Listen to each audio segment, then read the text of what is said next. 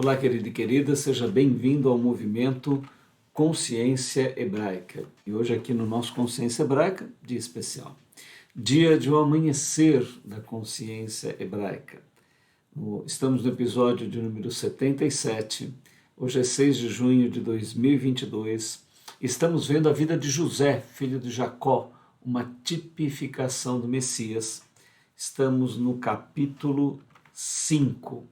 Quero desejar as boas-vindas a você. Se você tem acompanhado esse trabalho, você sabe que é uma grande oportunidade de ver o movimento da consciência hebraica, ou seja, como que a consciência de uma civilização é construída, como que os alicerces dessa civilização, desde toda a área social, espiritual, a grande proposta, a ligação de toda a humanidade conectada numa única rede de realização cósmica e presente na história desse povo, a história também de toda a humanidade. Então nós estamos calmamente verificando passo a passo como essa construção é feita. E vimos lá, se você perdeu, entre na playlist do YouTube, no canal Consciência Hebraica, playlist O Amanhecer da Consciência Hebraica. Nós pegamos desde o Gênesis, as concepções da divindade, e estamos caminhando agora na genética do povo hebreu e adquirindo lições maravilhosas, ou seja, adquirindo uma sabedoria milenar para aplicação na nossa vida prática, ou seja, como que o nosso dia a dia pode ser melhor, como nós podemos ter uma jornada nesses decênios que estamos aqui habitando no planeta Terra, não é isso, meu amigo? Podemos fazer uma viagem com mais serenidade, com mais sabedoria, com mais realização. Então, vamos que hoje o nosso capítulo está muito interessante e eu convido você aqui nos ventos do nosso Consciência Hebraica. Como você já sabe, a Consciência Hebraica é um movimento que procura buscar o olhar original de Jesus sobre a espiritualidade humana, sem a influência greco-romana. Veja como venha com a gente, nesse curso veremos o início do tempo e até o fim do tempo, e a possibilidade de evolução infinita do ser humano. Desejamos a você uma boa viagem, oferecemos o nosso jato, que vai te levar nessa imensa viagem. O que nós vamos compreender nesse bloco de mais importante, né?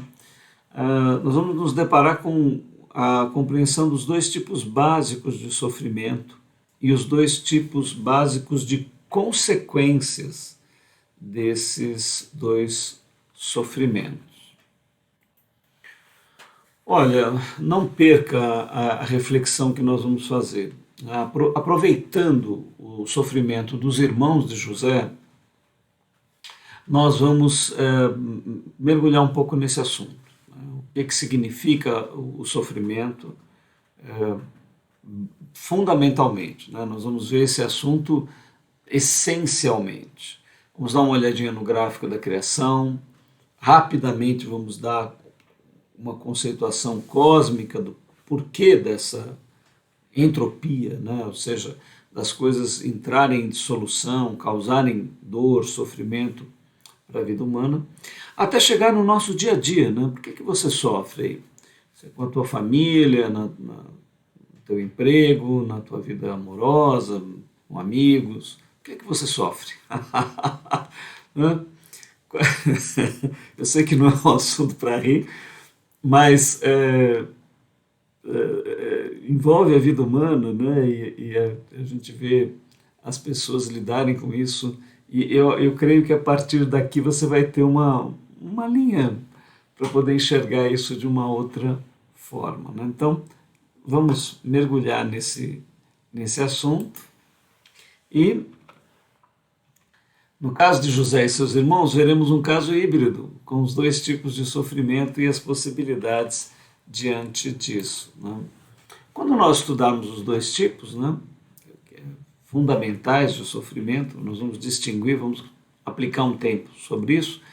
nós vamos estudar o caso de José com os irmãos, né? E vamos ver o que se aplica a José e o que se aplica aos irmãos.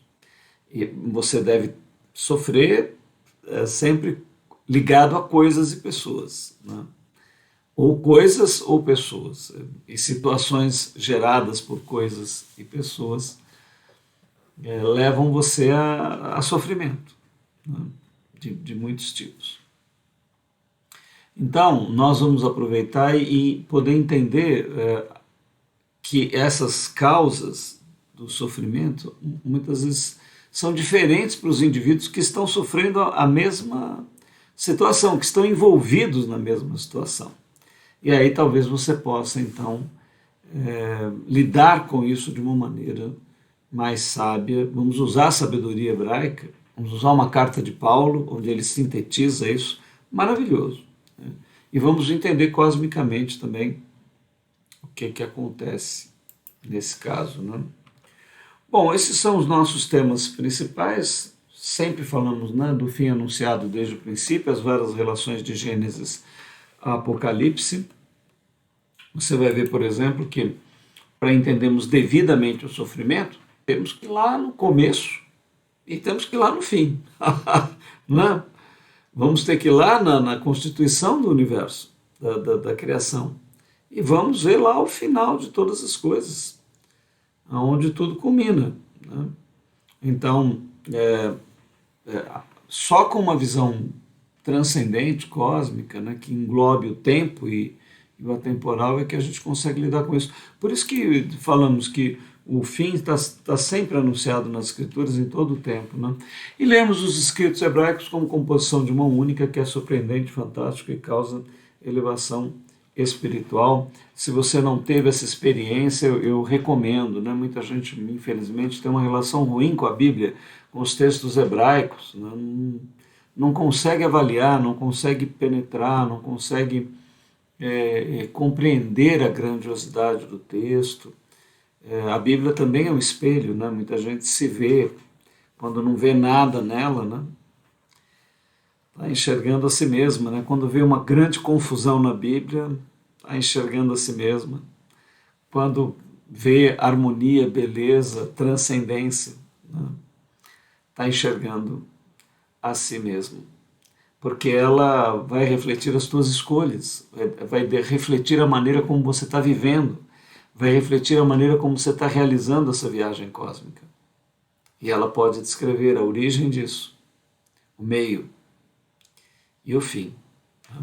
Então eu estimulo você, né? Tente criar uma nova relação com os textos hebraicos de Gênesis a Apocalipse, com a mente hebraica, com a consciência hebraica, que representa a consciência da humanidade como um todo. Né? Houve um fenômeno cultural localizado no Oriente Médio, mas, em essência, a nossa humanidade está ali representada. Muito bem, então vamos adiante. E aqui, começando o nosso texto, né? Se você perdeu os capítulos anteriores, vá lá na playlist. Nós já estávamos no Gênesis 42, verso 7, onde está escrito assim: E José, vendo seus irmãos, conheceu-os, porém mostrou-se estranho para com eles, e falou-lhes asperamente, e disse: De onde vindes? E eles disseram: Da terra de Canaã, para comprarmos mantimento. Bom, rapidinho, né? José é um dos 12 componentes das 12 tribos de Israel, um dos 12 filhos de Jacó, um dos 12 patriarcas, só que ele tem dons, ele tem sonhos e revela coisas estranhas que ninguém entende, nem seu próprio pai. Os irmãos ficam com ódio, inveja dele, vendem. José é uma figura tipicamente messiânica, ele tipifica o Messias, né, nas suas qualidades, também revela o que na genética de Jesus já está sendo acumulado, formado ali no meio da família. No caso, a semente crística está em Judá, mas nós vemos ali os componentes que vão aparecendo nos vários ramos da família e que depois vão ser concentrados lá em Jesus. Então, ele é vendido pelos irmãos, passa por uma série de situações e no final acaba se tornando governador do Egito, o segundo, né, no trono. Depois de Faraó, ele é que tinha total carta branca. E agora os irmãos estão cumprindo, inclusive, os sonhos que ele teve, estão ali dependendo dele, né? E aí nós estamos nesse momento, veja os capítulos anteriores para você retomar. José, pois, conheceu seus irmãos, mas eles não o conheceram. Então José lembrou-se dos sonhos que havia tido deles e disse-lhes: Vós sois espias e viestes para ver a nudez da terra. E eles lhe disseram: Não, senhor meu, mas teus servos vieram comprar mantimento. Todos nós somos filhos de um mesmo homem, somos homens de retidão. Os teus servos não são espias. Bom, aqui começa um drama, né? uma verdadeira digno de filme, de teatro. Vocês vão ver cenas maravilhosas, impressionantes de José com os seus irmãos e ele demonstrando, né, através de uma série de situações que ele vai criar, confrontando eles com seus atos no passado, né? Que nem eles aqui estão dizendo: não, nós somos homens de retidão e somos homens corretos, não somos espias, mas, né, o passado deles lá não é tanta retidão assim, né? Vender o próprio irmão, né? Então aqui começa a haver um confronto e aqui nós vamos começar a perceber os sofrimentos, né? Eles vão começar a viver um sofrimento intenso, como José viveu um sofrimento intenso. Mas, no caso de José, tudo isso está culminando em algo maravilhoso. No caso dos irmãos, eles vão passar por muito aperto. Ao final, vão também receber algo interessante, e isso vai nos dar uma perspectiva acerca aqui de todo esse processo. E ele lhes disse: não, antes viestes para ver a nudez da terra. E eles disseram: nós, teus servos, somos 12 irmãos, filhos de um homem na terra de Canaã, e eis que o mais novo está com nosso pai hoje, mas um já não existe. Então lhes disse José: isso é o que vos tenho dito, sois espias. Nisto sereis provados pela vida de Faraó. Não saireis daqui, senão quando vosso irmão mais novo vier aqui. Enviai um dentre vós que traga vosso irmão, mas vós ficareis presos, e vossas palavras sejam provadas, se há verdade convosco, e se não pela vida de Faraó, vós sois espias, e pô-los juntos em prisão por 3 dias. E ao terceiro dia disse-lhe José: fazei isso e vivereis, porquanto eu temo a Deus. Aqui começa um período de reflexão, né? Esses 3 dias que José coloca os irmãos, ele se vê em aperto, em angústia. Assim a minha vida e a tua vida, muitas vezes situações são criadas e nós temos pausas, períodos em que refletimos, pensamos, olhamos o nosso passado, vimos as coisas que fizemos, fazemos um checklist, né? Como nós já comentamos em outros momentos aqui. E vamos entrar mais profundamente nisso hoje. Eles estão começando a viver esses momentos. Se sois homens de retidão, que fique um de vossos irmãos preso na casa de vossa prisão, e vós ide, levai mantimento para a fome da vossa casa, e trazei-me o vosso irmão mais novo, e serão verificadas as vossas palavras, e não morrereis. E eles assim fizeram. Então disseram uns aos outros: na verdade, somos culpados acerca do nosso irmão, pois vimos a angústia da sua alma quando nos rogava. Nós, porém, não ouvimos, por isso vem sobre nós esta angústia. E Rúben respondeu-lhes, dizendo: não vos dizia eu, não pequeis contra o menino, mas não ouvistes, e vedes aqui, o seu sangue também é requerido. E eles não sabiam que José os entendia, porque havia intérprete entre eles. Bom, aqui é o momento onde eles, sofrendo todo esse processo, vão começar a refletir, a olhar para trás, a ver o que eles fizeram. e a tentar entender o que está acontecendo, né? Então agora eu queria apresentar para vocês esse modelo, essa modelagem, para a gente poder olhar o sofrimento humano e começar a olhar para nós, para a nossa vida, para o nosso passado e entender melhor como que as coisas são, né? Então aqui os dois tipos básicos de sofrimento: o sofrimento segundo Deus ou segundo o mundo. Bom, lançamos aqui uma titulação baseada em Paulo. Paulo vai nos trazer uma carta, o apóstolo Paulo, onde ele vai classificar esses dois tipos de sofrimento, né? E vamos ver que mestre Paulo, como sempre, fala de um lugar de muita sabedoria, sintetizando a consciência hebraica. A primeira coisa, assim, ao acompanhar o nosso curso aqui, você já deve ter visto a estrutura fundamental do universo, da criação, da divindade, da chave fundamental que está contida em Gênesis, capítulo 1, verso 26, onde a divindade diz: façamos um ser à nossa imagem e semelhança. E a partir daí, então, toda a constituição da criação.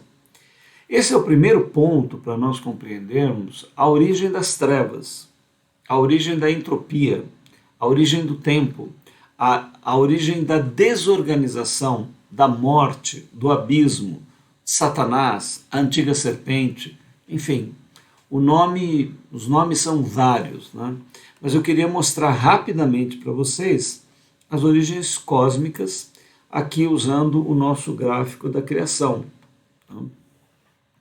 Então aqui no nosso gráfico, você tem logo aqui no início a chave fundamental, né?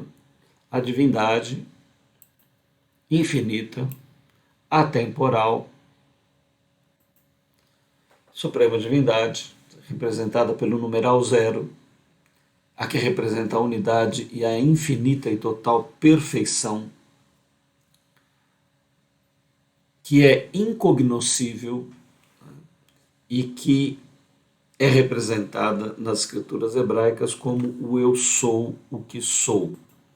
Então aqui tem um ponto importantíssimo, né? Quando nós dizemos incognoscível, significa que, por mais profunda que seja a nossa reflexão filosófica ou espiritual acerca desse ser, evidentemente nós não conseguiremos explicá-lo, abarcá-lo, representá-lo.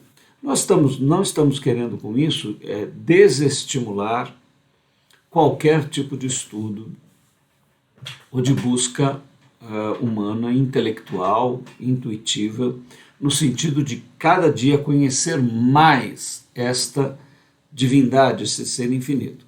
Eu mesmo, depois de fazer pedagogia e cursar psicologia, estou fazendo agora um curso normal de filosofia e ali me dedicando a compreender tudo que já foi pensado desde a Grécia até os nossos dias acerca do sagrado, do divino. Então, de maneira nenhuma eu quero desestimular a você ou dizer que é impossível nós refletirmos sobre a divindade, mas eu quero dizer que é impossível abarcá-la completamente, porque ela é o infinito, ela é o eterno.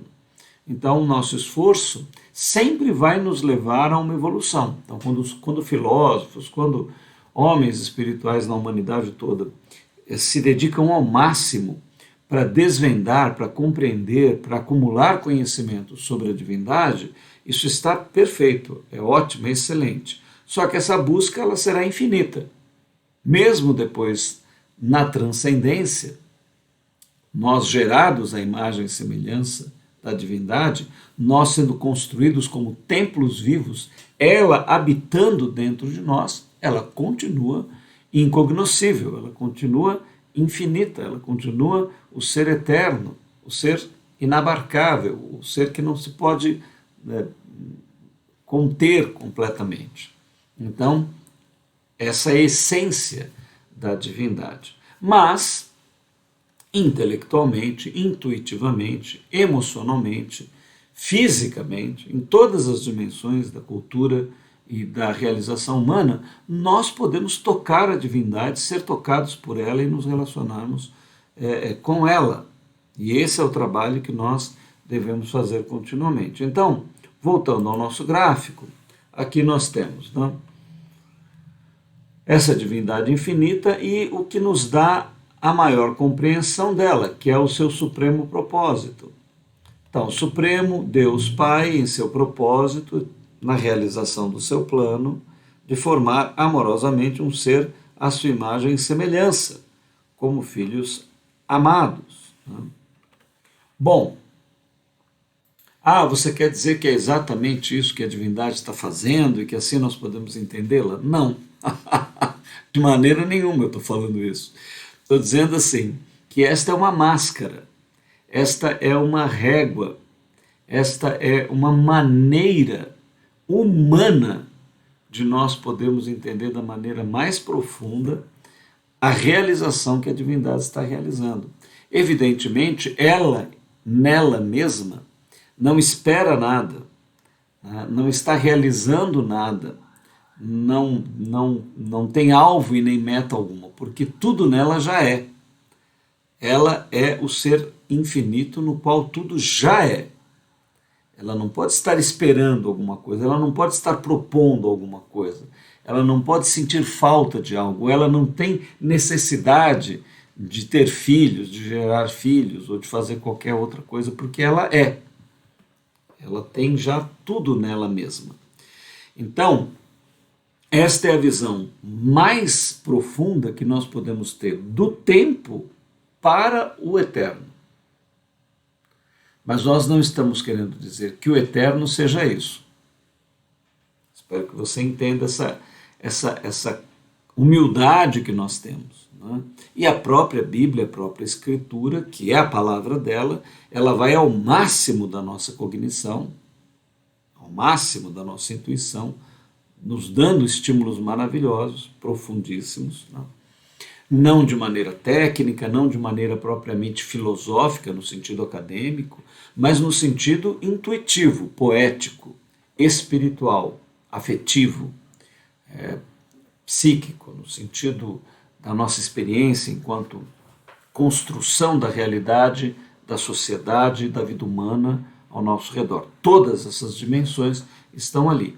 E estímulos, evidentemente, para a vida acadêmica, para a vida intelectual, não propriamente se colocando como um manual técnico, um manual acadêmico, intelectualista a respeito da teologia de forma alguma, mas a Bíblia, as Escrituras, tem o conteúdo em forma de poema, de parábola, em forma intuitiva, daquilo que a academia e toda a filosofia, por mais que cavoque e se aprofunde e se desenvolva, jamais vai conseguir esgotar, porque ela transcende e supera tudo.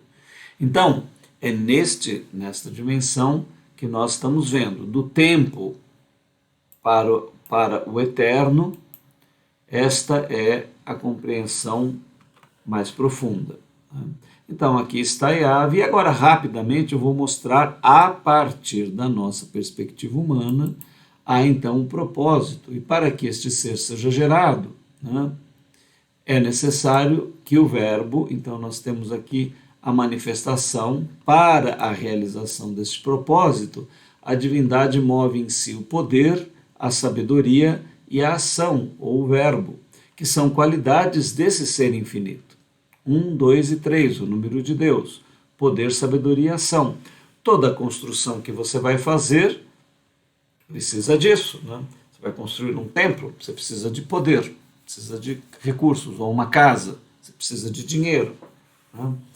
Mas não adianta ter dinheiro se não tiver um arquiteto, um engenheiro, você precisa ter sabedoria para as fundações, para o acabamento, para a casa.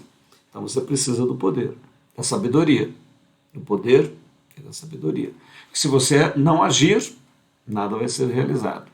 Então, vocês percebam que agora é uma dimensão temporal, uma explicação temporal do tempo para o eterno, é que nós vemos essas manifestações de Elohim, que é a palavra em hebraico, no plural, deuses, ela aparece em Gênesis, né? Então, o que são os Elohim? Poder, sabedoria e ação. E elas vão realizar, então, aqui o ser do homem, de uma maneira maravilhosa. Então, nós temos aqui o verbo, que é a matéria-prima de todas as coisas, que é a própria divindade, fazendo a descida. Aqui, a primeira manifestação, porque do Rio Jordão para cima é o atemporal, então aqui nós não podemos falar em criação, nada aqui foi criado, porque não tem antes e depois. Vamos falar em manifestação. Mas também manifestação tem antes e depois. É só uma maneira de aplicar, né? Para dizer que sempre houve, né? Mas se manifesta para o propósito da divindade. E aqui nós temos a formação dos seres celestiais. E o que acontece, né? No máximo poder da divindade, ela manifesta os céus e seres celestiais e não dá filho. Anjo jamais será chamado filho de Deus, como diz a carta aos Hebreus, lá no capítulo 1, a qual dos anjos disse jamais, tu és meu filho, hoje te gerei. Então nenhum anjo chega filho de Deus. Por quê? Porque anjos não terão arbítrio. Nesse gráfico fica bem claro, aqui há uma única qualidade, a qualidade celestial. Então essa qualidade celestial não oscila, né? Mas depois aqui do Jordão vem o tempo. Então nós temos a formação do abismo, finito, morte, tempo, energia abissal, sucessividade, né? Começa aqui o Deus desse mundo, também tem poder, sabedoria, ação, mas tudo relativo, tudo temporal. Ele é Satanás, ele é o abismo. E aqui os seres abissais, que também não vão poder se converter, não vão poder mudar. Assim como anjos não podem tomar uma decisão contrária a Deus, sendo celestiais, os abissais não podem tomar uma decisão contrária a Satanás, ao abismo, porque são totalmente abissais. Por isso que Jesus nunca pregou para nenhum demônio, nunca pregou para nenhum espírito para que ele se convertesse. Não é falta de compaixão ou misericórdia do Messias, mas um demônio, um abissal, não pode mudar de qualidade, e um anjo também não pode. Por isso a ideia de queda angélica, você percebe que na consciência hebraica, nos textos de Gênesis e Apocalipse, não há essa visão. Aqui vai ficando sempre claro. E aqui então nós temos a origem do sofrimento, né? Você está assistindo aqui no nosso gráfico, que na verdade é um gráfico simples, porque está em Gênesis, né? Apesar de toda a maravilha desse gráfico, no princípio que formou Deus os céus e a terra. E havia trevas sobre a face do abismo. Pronto, está aqui o nosso gráfico. Céus, terra e abismo. Olha só a simplicidade de Gênesis ao descrever esse gráfico, né? Não fala em queda, traição, ali nem tem citação de nada. Logo no início diz, olha, Deus formou o céu, a terra, e havia trevas sobre a face do abismo, e o Espírito de Deus pairava sobre a face das águas, e tudo foi posto pelo próprio Criador para alcançar o seu propósito. E aqui então nós temos a visão do sofrimento.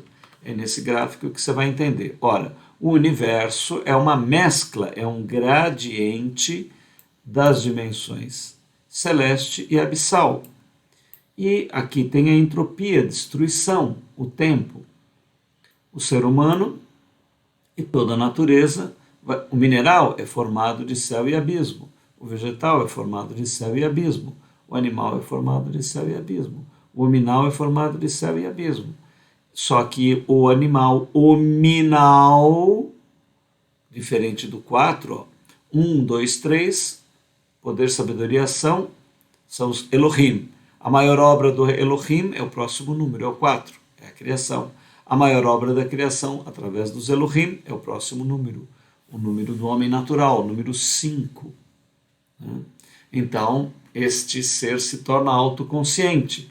E o mineral, o vegetal e o animal não podem adquirir consciência do impulso celeste ou do impulso abissal, mas a consciência humana capta isso. Quando a consciência concorda com o abissal, forma essa qualidade anticrística. Quando a consciência concorda com o celestial, agrega este elemento crístico, que é o material que irá gerar os filhos de Deus. E isso ocorre pelas decisões humanas, pela vida humana. Então, de onde vem o sofrimento a entropia, a destruição, o tempo, a velhice, a morte, as doenças e todas as coisas que nos afetam, que limitam e nos fazem sofrer. Fundamentalmente vem da estrutura pela qual o universo foi engendrado, tecido, costurado. E quem é o responsável por tudo isso? A divindade. Para quê? Para a geração dos seus filhos, para a formação de um ser à sua imagem e semelhança. É necessário que houvesse o quê? O arbítrio. Há um ser que fosse semelhante em criatividade, também em alegria, também em adoração, também em dissolução, também em morte, também em maldade, também em ódio, e havendo um grande filtro que está sendo aplicado agora para que cada ser revele de fato aquilo que é, aquilo que tem no seu ser, as escolhas que faz. Segundo as escolhas, nós vamos ter aqui, nesta criação, quem possa transcender, atravessar o Jordão e tornar-se Elohim, a imagem e semelhança de Deus. Ou quando o abismo for descriado e o tempo for retirado, entrará no que as Escrituras chamam a segunda morte, a morte espiritual.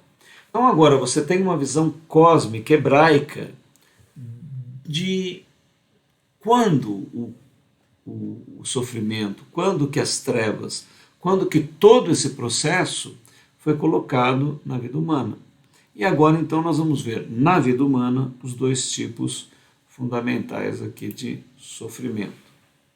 Voltando para o nosso estudo. Dois tipos básicos de sofrimento. Vamos tratar de tipos e não das origens. Origens aqui, eu quero dizer no sentido de que há uma origem cósmica, que você acabou de ver, dessa origem nós tratamos. Né? Mas há um segundo tipo de origem que é a cotidiana da nossa vida. Né? Eu dei uma martelada no dedo, qual que é a origem da minha dor? É do martelo, do erro que eu cometi, bateu no meu dedo. Né? Agora, essa é a origem horizontal, circunstancial do meu sofrimento. A origem cósmica é porque eu tenho um corpo sensível, que desenvolveu uma consciência, que tem sistema nervoso, e que eu errando a batida, que pode ser certa e pode ser errada, bate no meu dedo e me faz sofrer. A dor física, né? Um tipo de sofrimento. Então, é isso que eu quis dizer quando nós não vamos tratar das origens, né? Ou das formas. E, no caso, a batida do martelo foi uma das formas. Conhecendo os tipos, veremos também as duas consequências. Aí sim, o que mais nos interessa são os tipos e as consequências do sofrimento humano.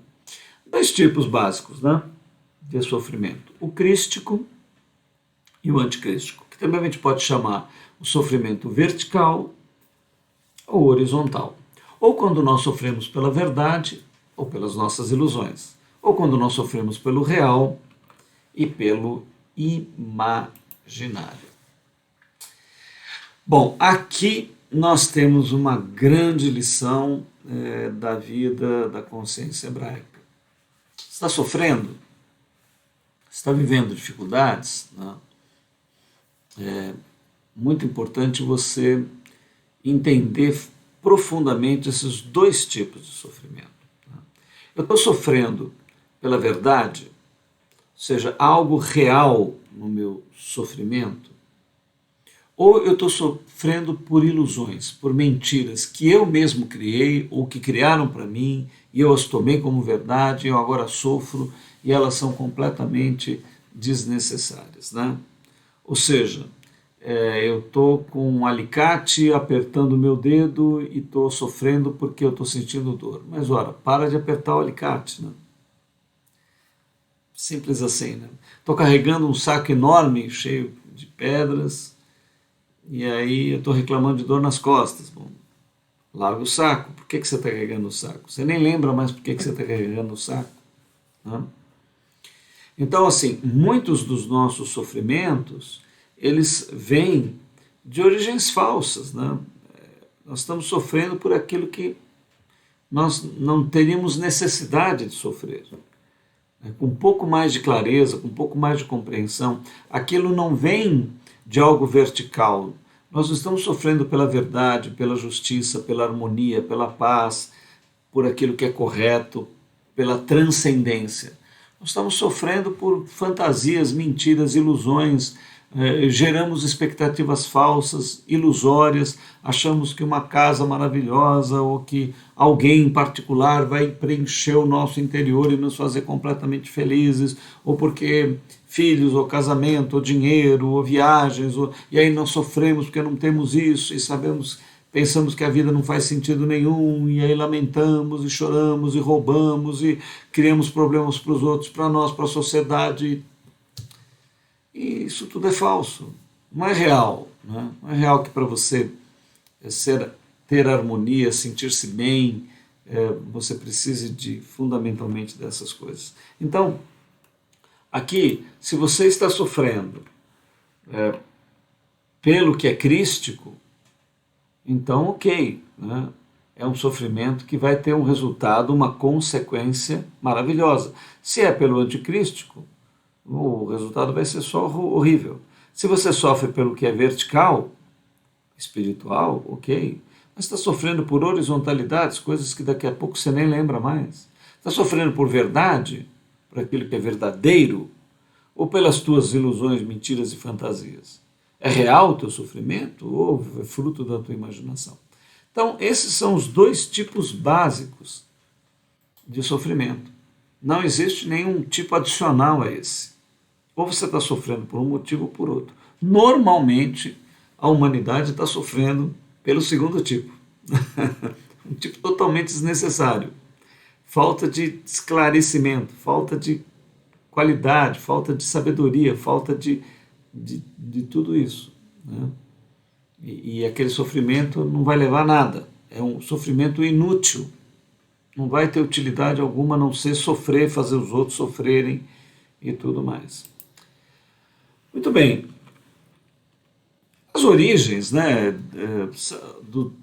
dessa origem horizontal, não a cósmica, como nós tratamos, são muitas, né? Nós nem vamos tratar aqui. Você pode sofrer por causa de questões na tua família, isso pode envolver a tua cultura ou questões genéticas, pode gerar um sofrimento. Você pode sofrer por coisas pessoais, coisas que são temporárias, né?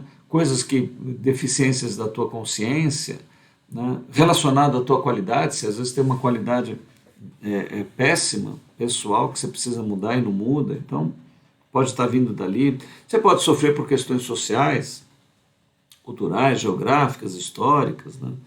Por motivos, origens religiosas e etc. Quer dizer, as origens são muitas, mas a origem é familiar, aí você pergunta, isso é real? Ou seja, o que eu estou sofrendo por causa da minha família é pela verdade ou é por uma fantasia ou por uma ilusão que nós criamos? Né? Meu filho, minha filha, meu marido, meu tio, meu primo, minha mãe, meu pai, tem um monte de fantasias, de ilusões, de mentiras, eu entro em tudo aquilo, alimento tudo aquilo, vira uma confusão, cria um transtorno, todo mundo adoece, tudo fica podre, tudo fica ruim. E qual que é o fundamento disso? É alguma coisa real? Não. Não é nada real. Todo mundo está vivendo uma mentira, uma ilusão, e ninguém vai ter resultado nenhum daquilo. Agora não, nossa família sofre porque ama a verdade. Nós estamos sofrendo pela verdade. Né? A nossa família, ou eu sofro no meu trabalho porque amo a verdade, porque sou uma pessoa correta, porque estou sofrendo por ética, pela minha espiritualidade. Ou eu sofro com um amigo, ou com uma amiga, ou meu relacionamento amoroso, eu tenho um sofrimento porque eu estou tentando colocar um valor que é real e a pessoa que eu gosto não está sofrendo por isso, não quer isso, e aí eu estou... Bom, se for isso, já tem uma boa dica para você, né?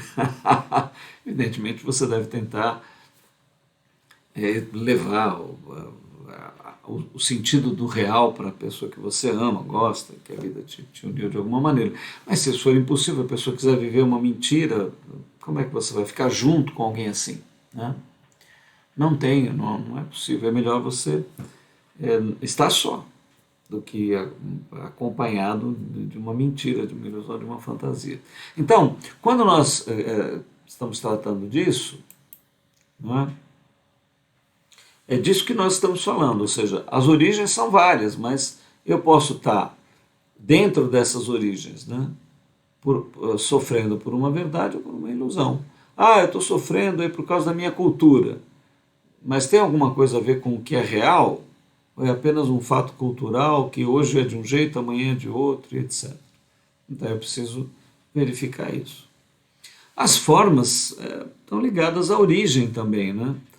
Pode ser físico, tem um sofrimento que é físico, tem um sofrimento que é emocional, outro que é mental, tem um espiritual, inclusive, que é mentiroso e falso, pode ser verdadeiro, familiar, social, cultural, moral, enfim. As formas e as origens do sofrimento estão muito relacionadas, né? E cabe a você, né? Por que eu estou sofrendo? Né? O que me está dando sofrimento, ansiedade? Estou sofrendo por coisas ou por pessoas? Essas pessoas estão dentro do real ou dentro do imaginário? O que eu estou vivendo? Como é que isso está? Tudo isso é importante você ter um entendimento. Agora, as consequências são duas, né?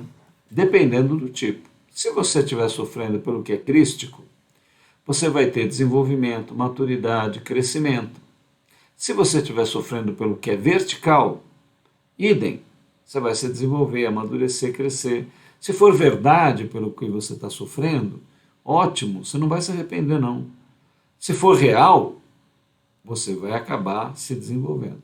Agora, se estiver sofrendo pelo que é anticrístico, horizontal, ilusão, imaginário, sabe o que vai vir desse sofrimento? Mais ódio, morte física e morte espiritual. Então, assim, esse tipo de sofrimento, quando você sofre pelo que é imaginário, pelo que é falso, pelo que é anticristo, pelo que é horizontal, meu amigo, minha amiga, você vai sofrer, vai fazer os outros sofrer, vai criar uma baita confusão, isso não vai gerar absolutamente nada, só morte. Você vai ficar com mais ódio das pessoas, ressentimento, você vai ficar uma pessoa amarga, você vai ficar uma pessoa cheia de problemas. E isso não vai gerar absolutamente nada, porque você precisava só largar isso tudo, abandonar isso, né? E buscar o que é verdade, o que é real. Então, as consequências, elas são exatamente essas aqui. Só tem duas consequências, né? Ou se for pelo real é de uma maneira, e se for pelo imaginário, pela fantasia, é de outra. E agora um texto maravilhoso de Coríntios, que nós vamos ver juntos. Paulo escreve assim: agora folgo, não porque fostes contristados, mas porque fostes contristados para o arrependimento, pois fostes entristecidos, né, ou contristados, segundo Deus. Paulo escreve uma carta para a igreja dos Coríntios, a primeira carta, e ele trata de muitas coisas duras lá, e a igreja sofre muito, chora e etc. Né? E Paulo então dá essa pérola para nós, dizendo, olha, o tipo de sofrimento que vocês tiveram é um sofrimento maravilhoso. Deus produziu isso através de mim, eu levei vocês a um confronto, né? Mas por aquilo que é real, para que vocês deixem o que é fantasioso, o que é imaginário. Então, esse sofrimento que vocês sofreram, ele não causa consequências ruins, ele causa boas. Esse é o bom sofrimento. É o sofrimento que Jesus teve na sua vida toda. Por qual motivo Jesus sofreu? Jesus só sofreu pela verdade, nunca sofreu por nenhuma mentira, por nenhuma ilusão, por nenhuma fantasia. E ele chegou ao desenvolvimento máximo da vida humana. Ah, ele podia ter alcançado isso sem sofrimento? Não. Não poderia, porque a própria constituição do universo, da sociedade humana, dos seres humanos, ela leva ao sofrimento do que é real. Querer viver sem sofrer é uma fantasia. É outra fantasia também, né? Se alguma religião, alguma filosofia fala, não, você vai viver sem sofrimento nenhum, né? Você vai viver numa anestesia da vida e não vai viver a vida, porque a vida ela tem o sofrimento. Agora, você pode escolher o tipo de sofrimento.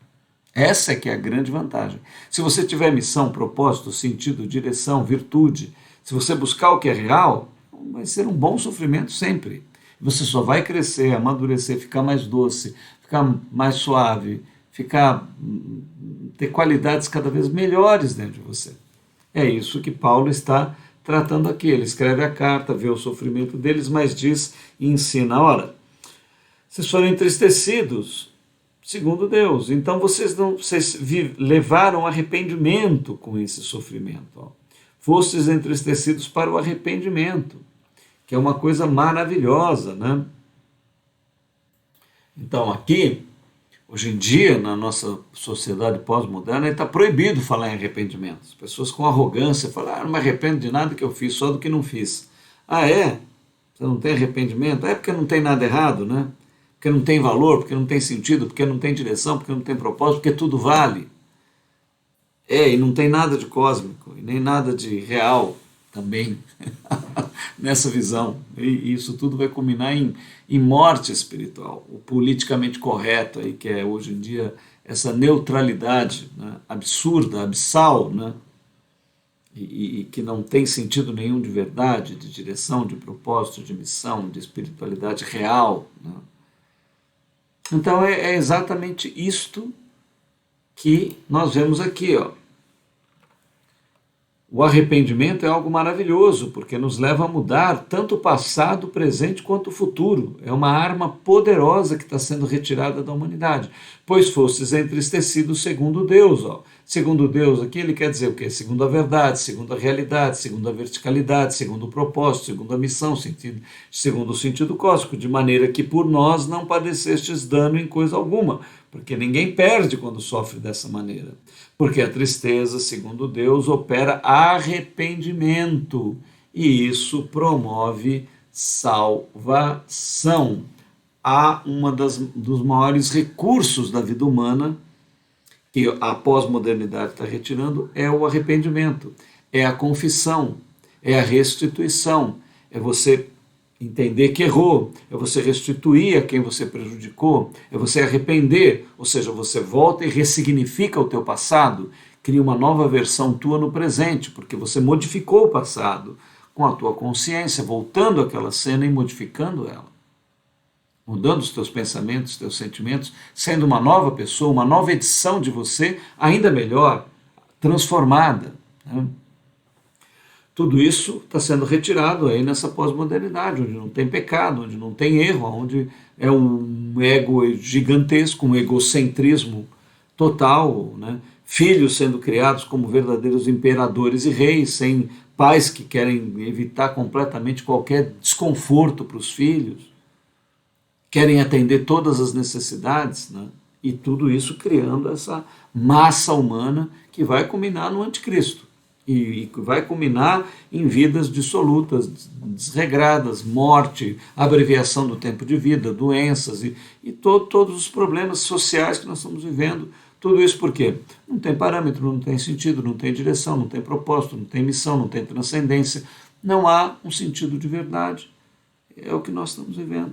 É a dissolução dos grandes alicerces da sociedade, a começar por uma sociedade que tinha algo a oferecer, que era a norte-americana, uma sociedade fundada tanto num fundamento espiritual maravilhoso e numa ciência, né, num positivismo científico que se mesclou ali na nação norte-americana de uma maneira muito interessante, porque não era aquele positivismo ateu, não era aquela ciência metálica que unidimensional, que pega só uma dimensão intelectual da vida, nem racional não chega a alcançar, mas apenas intelectual, porque o racional está ligado também com o intuitivo. E tudo isso a sociedade americana está jogando na lata do lixo, cada vez mais se dissolvendo. A gente vê assassinatos, mortes, uma sociedade ensandecida, pessoas completamente doidas, né, pegando armas, atirando em todo mundo. É isso que aquela grande nação que foi formada no alicerce da palavra de Deus, né, e também no modelo de ciência, uma mescla maravilhosa. E hoje nós vemos isso. E por aí afora, a humanidade está rompendo, né? Nós vimos lá para trás, aqui nesse mesmo curso, aquele eixo axial que o filósofo Karl Jaspers fala que em 600 anos na humanidade foi estabelecido um centro moral, né, e ético. Infelizmente acabou mais no sentido moral, mas tinha também conceitos éticos ali, da China, do Extremo Oriente ao Ocidente. Né? Na China, Lao Tse, Confúcio, na Índia, Siddhartha Gautama, e na Grécia, Parmênides, Sócrates, Heráclito, em Israel, Jeremias, Isaías, né? Na Pérsia, Zaratustra.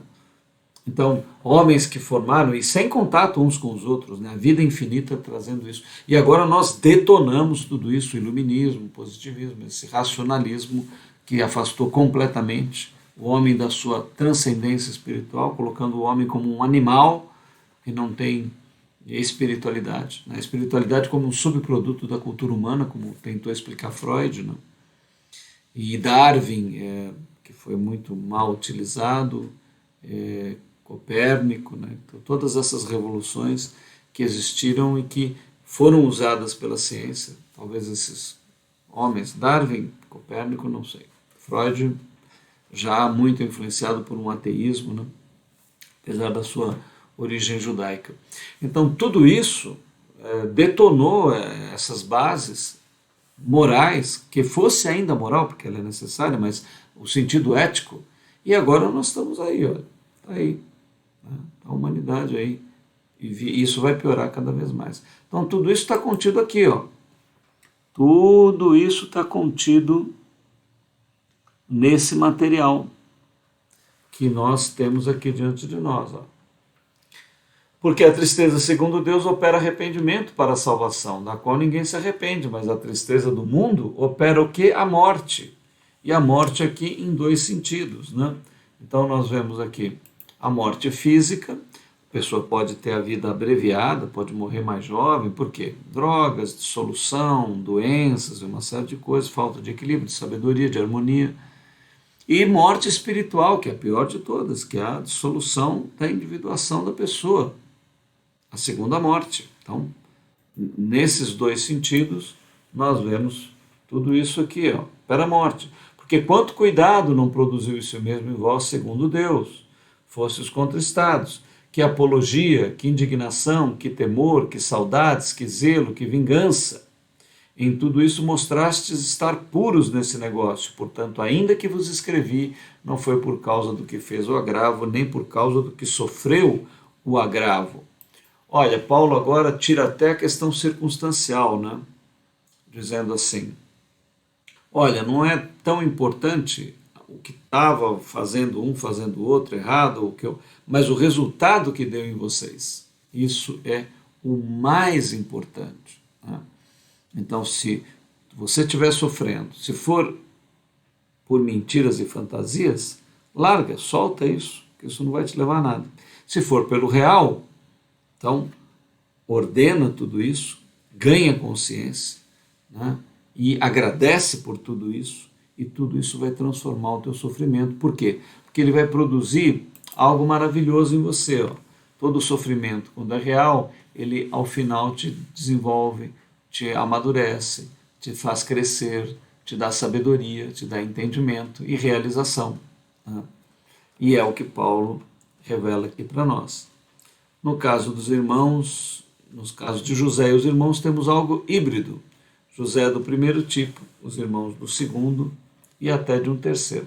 Olha, raciocinando aqui, né, no caso de José com os irmãos, né, sabemos que José sofreu pelo que era real, pela verdade. Ele estava numa atitude correta, ele foi mal interpretado pelos irmãos. Os irmãos, por motivos completamente errados, vaidade, egocentrismo, por inveja e por uma série de problemas que cada um tinha ali. Inclusive você viu ali o que aconteceu com Judá, depois que ele participou de tudo aquilo com José, né? Como ele ficou afastado do seu centro interior. Agora, no fundo, Deus tinha um grande plano com tudo isso. Então, Deus é a divindade eterna, perfeita e maravilhosa. Ela pode usar todas as coisas, mesmo as coisas que são os nossos grandes problemas. Porque nós poderíamos classificar em 3 tipos, né?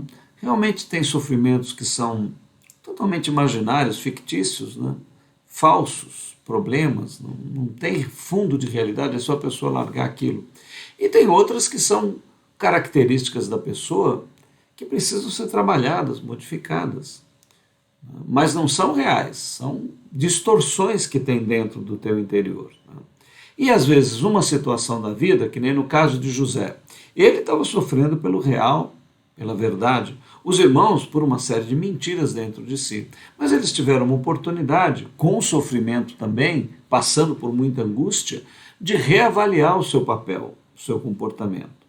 Não era totalmente imaginário o sofrimento deles, era de uma distorção no seu interior que precisava ser corrigida.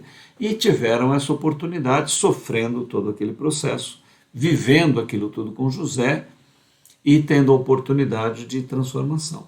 Então você pode estar em todos esses casos, né? Se você está sofrendo corretamente por aquilo que é verdadeiro, justo e belo, por aquilo que é real, fique tranquilo. Isso sempre vai te levar à gratidão e a um desenvolvimento maior. Se você está sofrendo, faça um checklist. Será que há distorções dentro de mim? Sempre falo que a primeira coisa, você está passando por uma situação muito complicada e apertada, difícil, faz uma lista das coisas que você errou, que não estão boas. Volte ao teu passado, veja onde é que você caiu ali, onde é que você falhou no amor, né? Onde que você agiu de maneira errada. Corrija isso. Reconsidere, arrependa-se, restitua se você errou. Chore, se arrependa, e aí você pode então passar a ter um ganho com isso. Então há também uma possibilidade até na distorção, né? E naquilo que é totalmente ilusório e falso, aí você não tem o que fazer, é só largar, né? E não tem o que aproveitar disso. Então veja em que caso você está, reflita, amadureça, procure alguém, você deve ter algum amigo, alguém da família, ou algum líder espiritual, alguém na tua comunidade, que tenha mais sabedoria, que seja mais vivido. Nós deixamos de consultar anciões, pessoas mais sábias, mais vividas, né? Também, infelizmente, nossa pós-modernidade tem gerado uma velhice horrível, né? Fruto dessa cultura toda doente. Os nossos velhos, hoje em dia, estão mais endurecidos, arrogantes, prepotentes, sem sabedoria alguma, infelizmente. Mas ainda temos pessoas de idade que têm sabedoria, que têm um vigor, que têm uma vida espiritual, que têm uma qualidade para poder compartilhar. Procure essas pessoas, procure alguém que tenha sabedoria e coloque as suas dificuldades. O conselho é uma coisa que foi largada pela nossa humanidade agora, pela nossa sociedade. Então essas são as nossas recomendações. Nós vamos ficar por aqui no nosso PowerPoint, neste quadro. Vamos completá-lo a semana que vem. Nós somos o Movimento Consciência Hebraica e ficamos contentes de você estar por aqui, que esse estudo possa te levar a um desenvolvimento cada vez maior. Nós estamos no YouTube, no nosso canal Consciência Hebraica, lá tem todas as playlists. Você pode deixar o teu like, mandar esse vídeo para algum amigo, fazer comentários, tudo ajuda a divulgação do canal. Estamos no Telegram, todos os vídeos são postados lá, só procurar Consciência Hebraica. Temos que melhorar o Instagram, o Facebook, as redes estão aí também. Nós te agradecemos, que a vida infinita seja contigo, que isso possa te levar à realização plena do teu ser. Shalom Adonai, Salem Aleikum, que a paz esteja na tua consciência, no teu interior, realizando você. Até o nosso próximo encontro.